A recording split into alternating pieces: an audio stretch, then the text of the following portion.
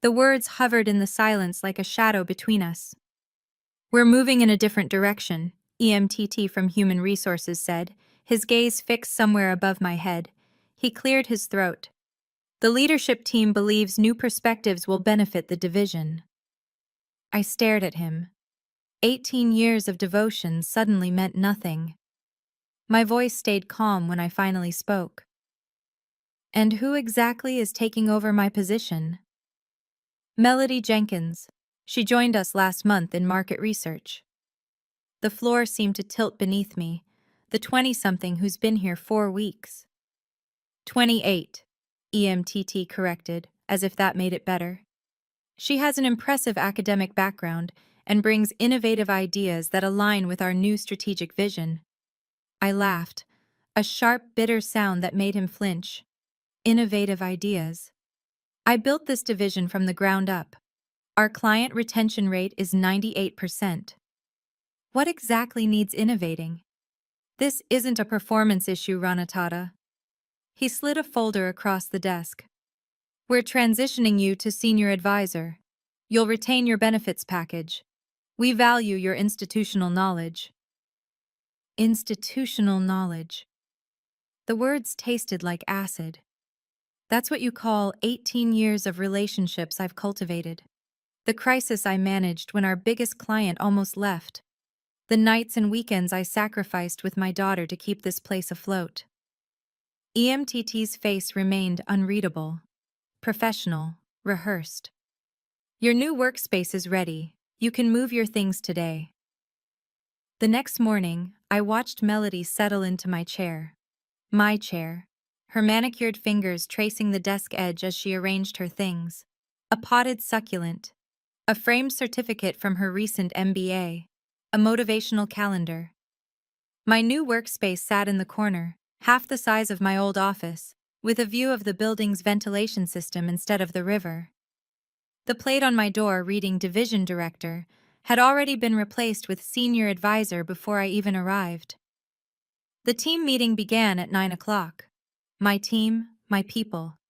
They filed into the conference room, avoiding my eyes, shoulders tense with the awkwardness of shared betrayal.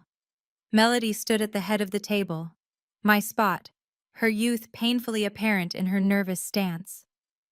Good morning, everyone. Her voice was too bright, too eager. I'm so excited to be leading this amazing team.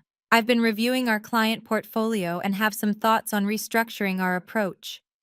I watched silently as she stumbled over client names. And our work with Moss on Ellie needs a refresh. Mossy Nelly, I corrected softly. They're very particular about the pronunciation.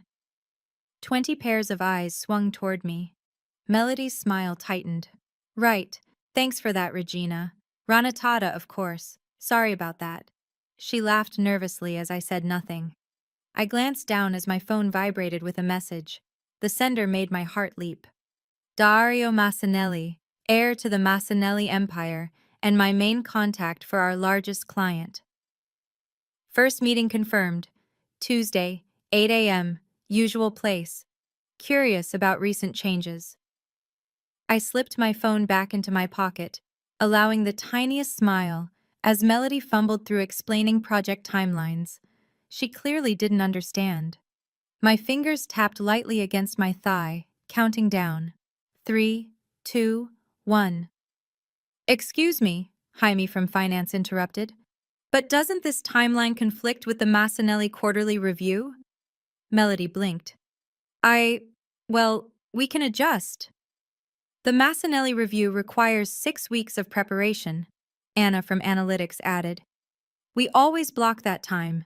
It's been this way for 7 years. The room fell uncomfortably silent as Melody shuffled through her notes, finding nothing. This was only the beginning. Before we continue, thank you for taking the time to read this story. If you're enjoying it so far, please hit the like button and subscribe to catch more stories like this one. Your support means everything, and your comments help me know what resonates with you.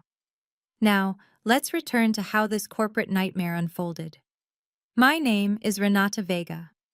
For 18 years, I poured everything into building the regional market division of a top consumer insights firm.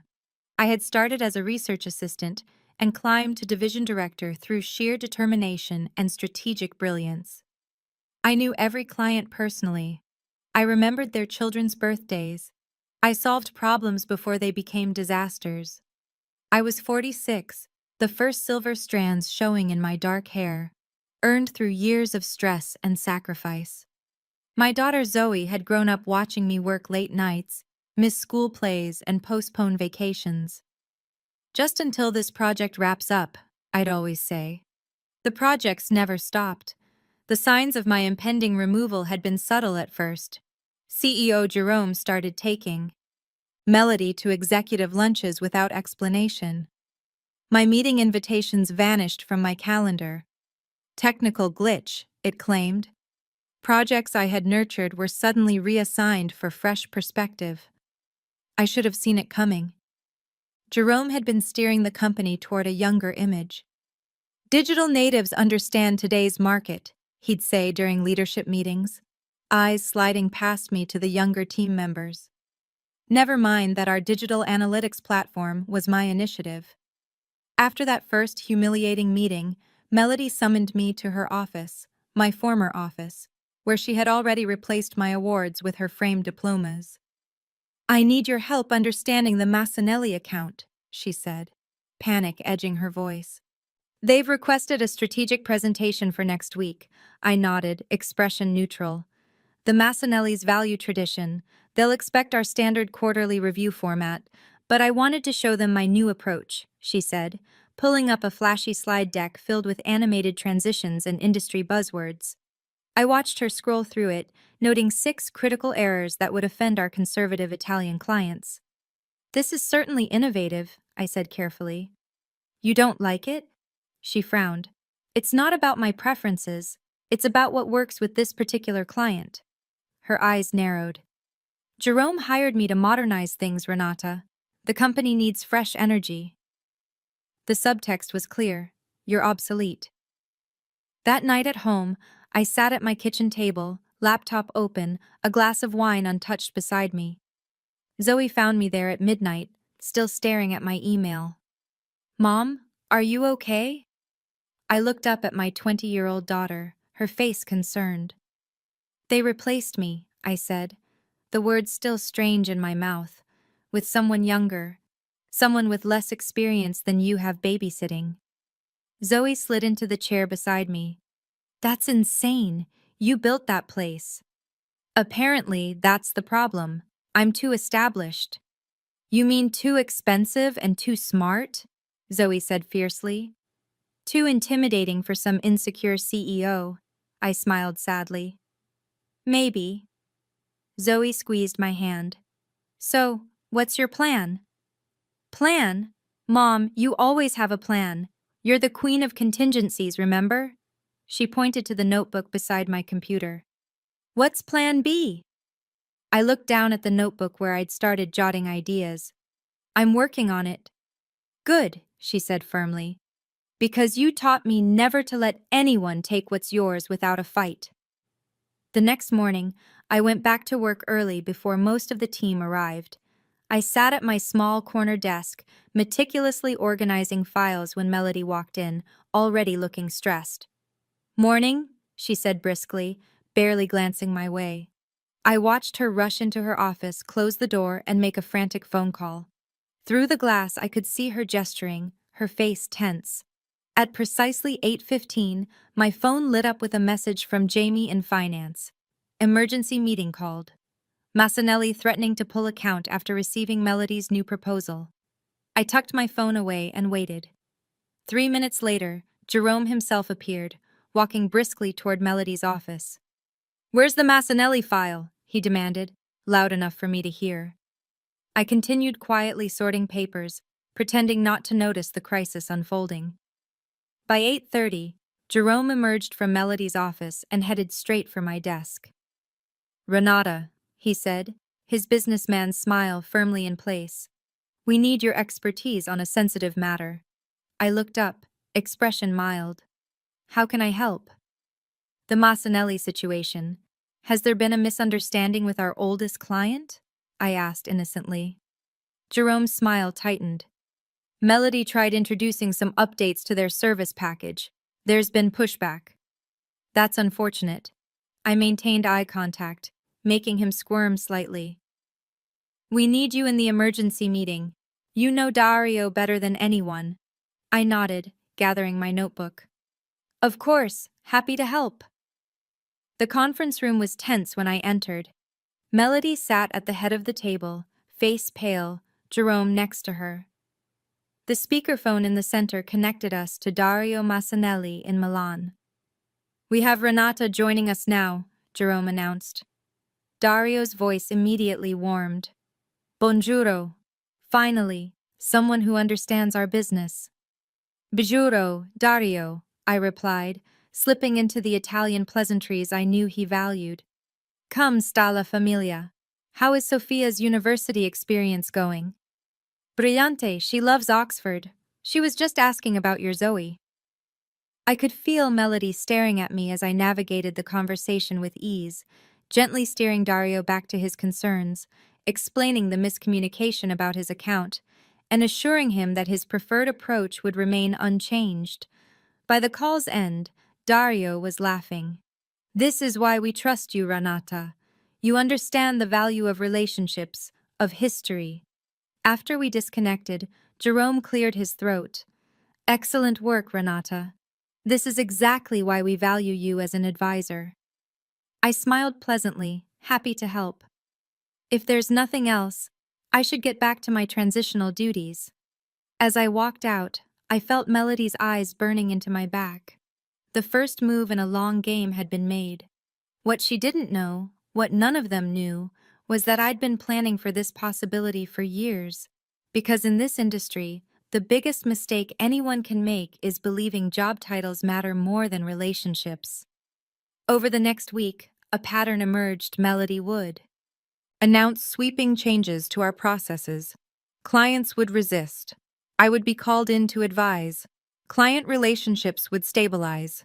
Each time, I was careful to appear helpful but neutral, just doing my job.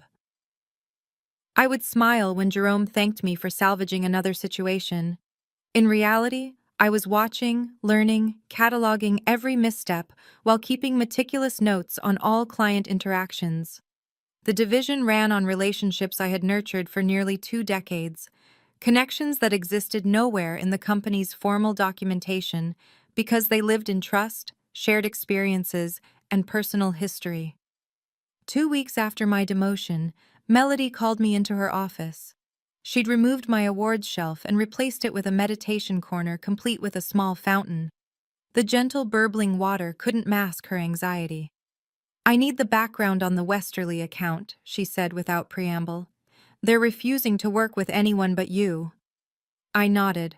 Harper Westerly values consistency. Her company was our first major client.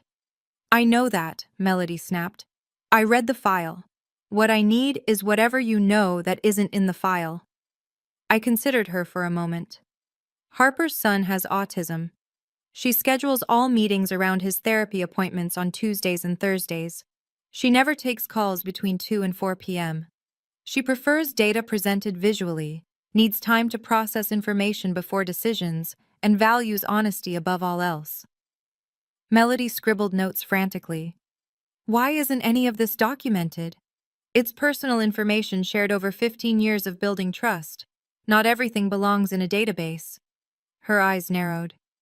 You've been intentionally keeping information to yourself to make you indispensable. The accusation hung between us. I maintained eye contact, voice even. I've been building relationships the way this business requires. The information has always been available to anyone who asked.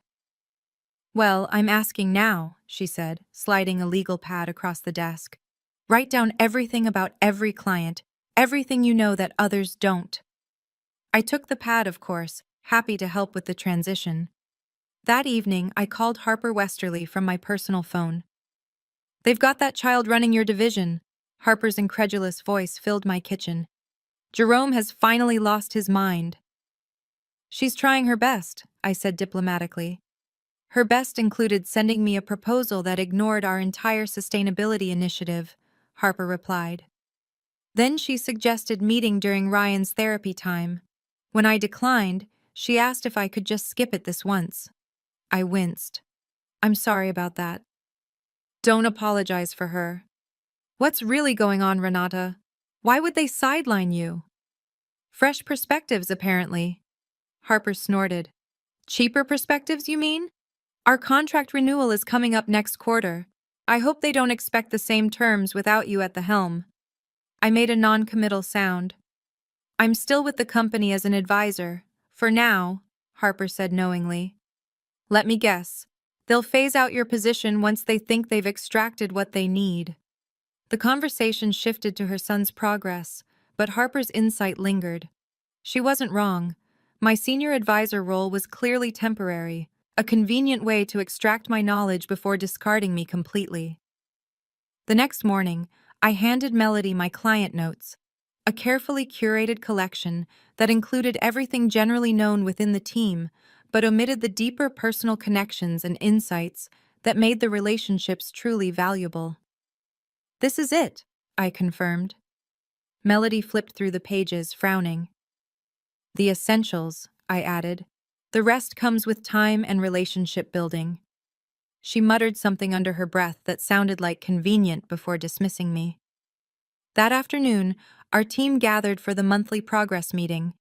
I sat in the back corner, observing as Melody presented her vision for restructuring our client approach. We need to standardize our processes, she announced, displaying a rigid timeline of client interactions. Too much of our current workflow depends on individual relationships rather than scalable systems. Jamie from finance raised his hand. Won't that undermine the personalized service our clients expect? Personalization can be systematized, Melody insisted. We'll create detailed client profiles and protocol libraries. I watched my team exchange glances. They knew what Melody didn't, that our clients valued the human connection above all else. They stayed with us because we remembered their children's names, their preferences, their histories. No database could replicate that. After the meeting, Anna from Analytics lingered by my desk. This is going to be a disaster, she whispered. The Kowalski Group specifically told me last week they chose us over competitors because we don't treat them like a transaction. I nodded sympathetically.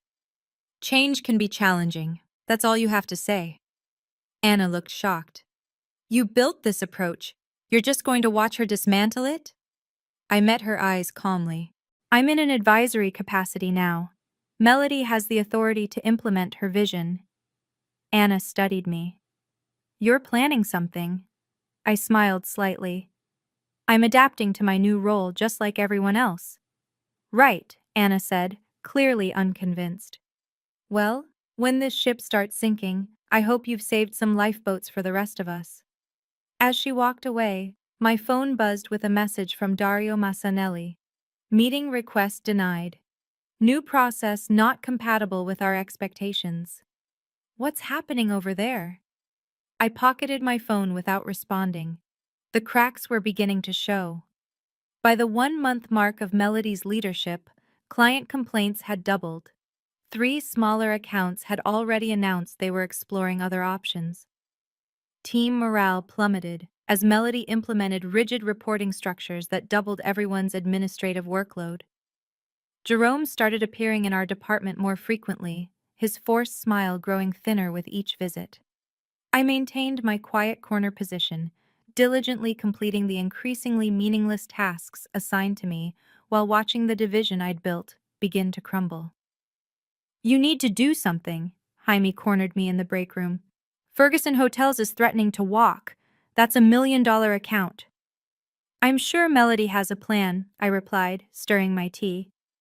Jaime lowered his voice. The team is talking. Some are updating their resumes. Anna has an interview next week. That got my attention. Anna's leaving. Can you blame her? Melody rejected her analysis methodology and implemented some cookie-cutter approach she brought from business school. The data is garbage now. I frowned. Anna was brilliant. the best analyst I'd ever worked with. Losing her would be a major blow. "What exactly do you expect me to do?" I asked quietly. "I don't know. Something. Anything. You always had a plan." I looked at him steadily. "Plans take time, Jaime. Sometimes you have to let things develop naturally." He shook his head in frustration. "While you're waiting for things to develop naturally, we're losing everything you built." As Jamie walked away, Melody appeared in the break room doorway. "I need you in my office," she said curtly. I followed her, noting the new tension in her shoulders, the slight dishevelment of her usually perfect appearance. The office, my former office, was strewn with papers and open folders. "The quarterly numbers are due tomorrow," she said without preamble. "I can't make sense of the reporting structure." "The structure you implemented 3 weeks ago?" I asked mildly. Her jaw tightened. "The structure that your team is clearly sabotaging. Nothing adds up. The client satisfaction metrics are plummeting, and the revenue projections are worse." I took the report she thrust at me, scanning it quickly. "These aren't signs of sabotage, Melody. They're accurate reflections of what's happening. 3 clients have already reduced their service packages. Ferguson Hotels has indicated they may not renew because your team has poisoned them against me." I kept my voice level. "The clients are responding to changes in our approach. The personal touch matters in this industry." The personal touch was holding us back. She slammed her hand on the desk. "We need scalable, repeatable processes that don't depend on individual relationships. Jerome agrees with me." "Then perhaps you should discuss the reporting structure with Jerome." Her eyes narrowed. "You're enjoying this, aren't you? Watching me struggle while you sit in your corner playing the wise martyr? The division failing proves you right." I set the reports down carefully. "I want the division to succeed. These are my people, my clients, but I'm not in a position to direct strategy anymore." "Then help me fix this," she demanded. I studied her for a moment. "What exactly are you asking? And take over the quarterly report. Make it make sense. Show me how to present these numbers without Jerome firing me on the spot." And there it was, the leverage point I had been waiting for. I nodded slowly. "I'll need access to all the client files again, and I'd like Anna pulled off her current project to assist me." Melody hesitated, then nodded tersely. "Fine. Whatever it takes. The presentation is at 10 a.m. tomorrow." As I left her office, I allowed myself a small smile. The chess pieces were moving exactly as anticipated. What Melody didn't realize was that I wasn't playing to win back my old position. I was playing a much longer game. That night, I worked late in the office long after everyone else had left. With my temporarily restored access, I compiled a comprehensive analysis of division performance before and after Melody's arrival. The numbers told a stark story that no amount of creative presentation could disguise. Anna joined me around midnight, coffee in hand. "So, we're saving her ass?" "We're doing our jobs," I replied, not looking up from my screen. "You know what? I don't understand," Anna said, settling into a chair beside me. "Why aren't you angry? They took everything from you and handed it to someone who's destroying it. How can you just sit there so calmly?" I finally looked up. "Who says I'm not angry?" Anna studied my face. "You're plotting something." "I'm responding strategically to changing circumstances." A slow smile spread across Anna's face. "The quarterly numbers are really bad, aren't they?" "They reflect reality," I said carefully, "and no amount of presentation magic can hide that." I nodded. "Exactly." Anna's eyes widened slightly. "You're letting her fail spectacularly in front of Jerome and the executive team." "I'm helping her present accurate information in a clear format." We worked through the night, creating a presentation that was meticulously accurate, beautifully designed, and absolutely devastating in its clarity. There would be no hiding from these numbers. As dawn broke, Anna looked over our finished work and whistled softly. "This is either going to get you your job back or get you fired completely." I saved the file and sent it to Melody, perhaps, but sometimes you have to be willing to risk everything to gain anything worthwhile. What I didn't tell Anna was that the presentation was just one small move in a much larger strategy, a strategy set in motion the very day Jerome had first brought Melody to an executive lunch 3 months earlier. The quarterly presentation unfolded exactly as I anticipated. Melody stood before the executive team, clicking through the meticulously crafted slides Anna and I had prepared. Each graph told the story of a division in rapid decline. Client satisfaction fallen by 37%. New business acquisition down 42%. Team productivity metrics showing alarming downward trends. As you can see, Melody said, her voice growing smaller with each slide, we're experiencing some transitional challenges. Jerome's face had transformed from mild concern to barely contained fury. Transitional challenges? This is a nosedive, Melody. What exactly is your plan to reverse it? She glanced desperately in my direction, where I sat quietly against the wall. I kept my expression neutral, offering neither rescue nor satisfaction. I've developed a new client engagement framework, she began, pulling up a slide I'd never seen before. By standardizing our approach across all accounts. Standardizing, Victoria from the executive board interrupted.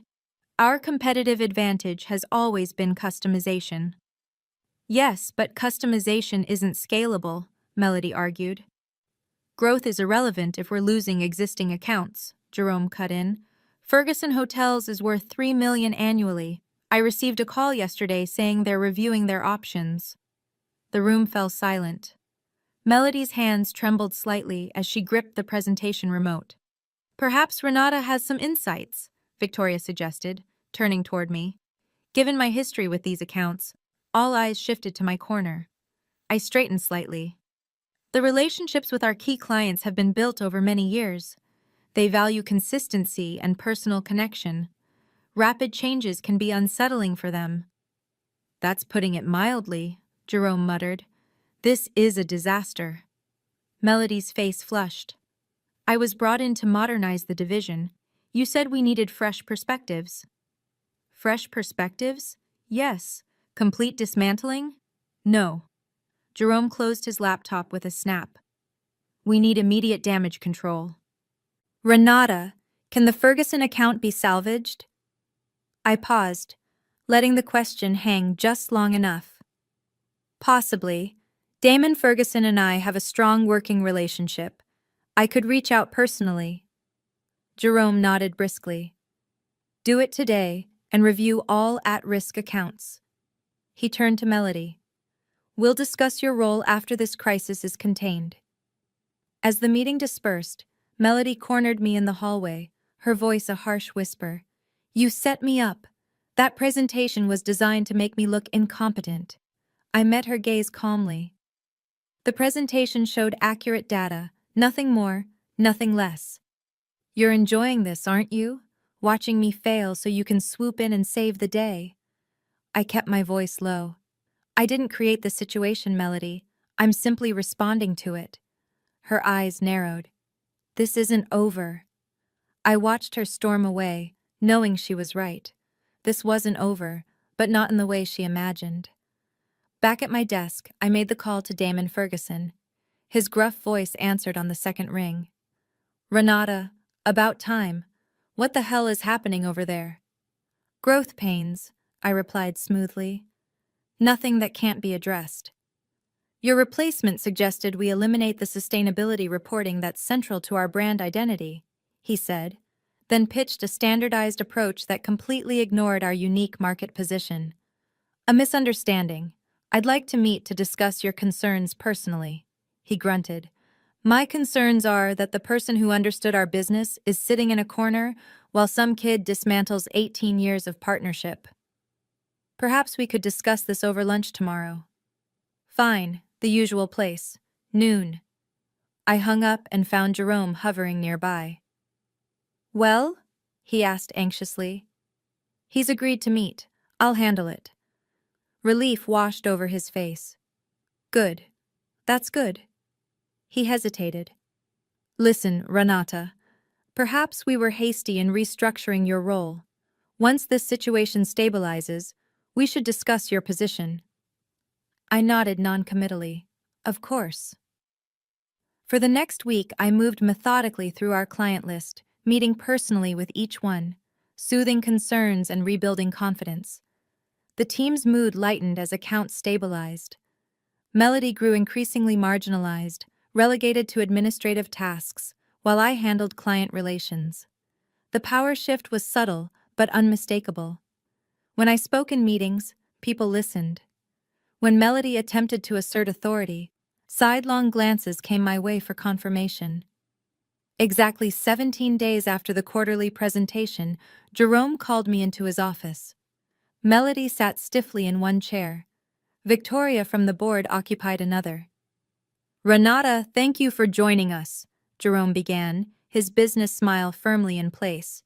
"In light of recent events, we've been reevaluating our organizational structure." I settled into the remaining chair, expression neutral. "The board feels we made an error in judgment." Victoria said directly, "Your leadership is clearly essential to the division's success. We'd like to reinstate you as division director." Jerome continued, "Melody will transition to a supporting role, focusing on internal processes, reporting to you." I let the silence stretch uncomfortably before responding. "That's a generous offer. However, I'm afraid I must decline." All three stared at me in shock. "Decline?" Jerome repeated. "But your position, everything would return to how it was before." "Not quite everything," I said calmly. "My trust in this organization's leadership has been irreparably damaged." Victoria leaned forward. "We understand your frustration." "But this isn't about frustration," I interrupted. "This is about recognizing my value.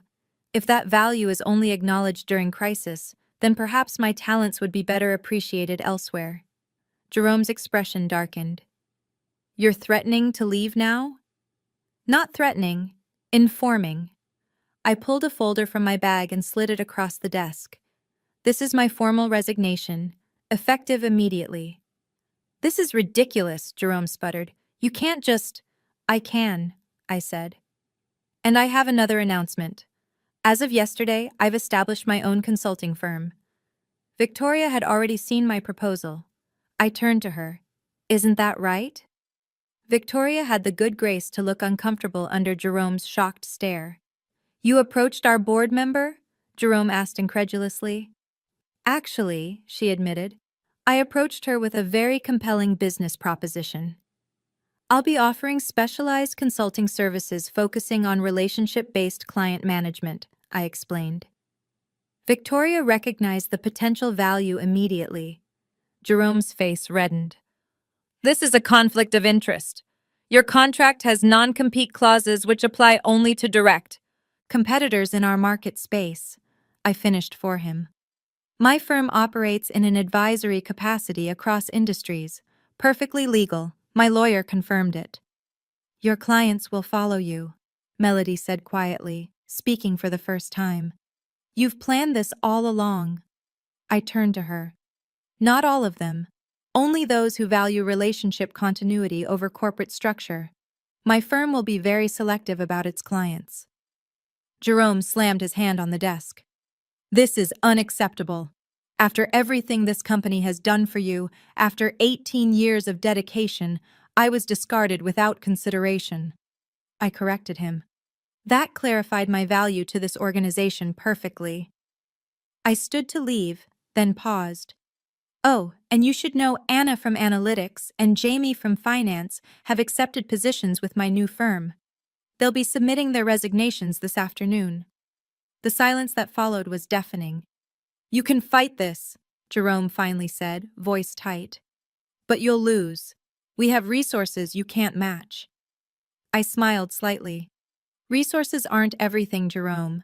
As you're discovering, sometimes relationships matter more." As I walked out, Victoria called after me. "We should continue our discussion about that board position." I nodded without turning back. "My assistant will schedule it." 3 months later, My firm occupied the top floor of a riverside office building with floor-to-ceiling windows. 12 former teammates had joined me, bringing their expertise and client relationships. Our client roster included 7 major accounts that had followed us from Jerome's company, plus 11 new ones drawn by our reputation. Melody had been let go within weeks of my departure. Jerome had been forced to take a more active role in division management, something he'd always avoided. On a crisp autumn morning, I sat across from Dario Massanelli at our usual breakfast spot. He raised his espresso in a small toast. "To brilliant strategy," he said with a knowing smile. "When did you first begin planning your exit?"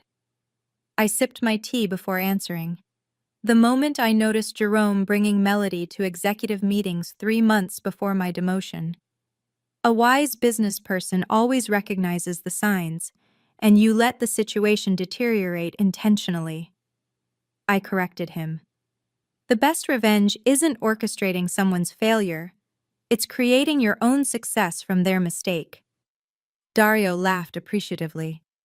"You know, Jerome called me personally last week, offered a substantial discount to return our business to his company. And I told him, relationships aren't built on discounts. They're built on trust, consistency, and understanding." He gestured around the bustling cafe. "Like this breakfast we've shared every month for 7 years. My phone buzzed with a message from Zoe. "Ferguson signed the 3-year contract. Celebration dinner tonight." I smiled, typing back my confirmation before returning to Dario. The most powerful plan B isn't about destruction. It's about creation. Building something better from what others failed to value. A lesson Jerome learned too late. Dario observed, "Some lessons are expensive." I agreed. Outside the window, I could see my new offices reflecting the morning sun. Inside, my team, my people, were building something remarkable together. Something that valued relationships over rigid processes, experience over youthful innovation, and loyalty over short-term thinking. The view from this side of the river was far better than the one I'd had before. If you've stayed with me to the end of this story, thank you for listening. Sometimes the best revenge isn't what we initially imagine, not sabotage or public humiliation, but rather creating success on our own terms. If this resonated with you, please like and subscribe for more stories about resilience and strategic thinking in the face of workplace challenges. Share your thoughts in the comments. Have you ever had to activate a plan B when life took an unexpected turn? Your experiences matter, and I'd love to hear from you.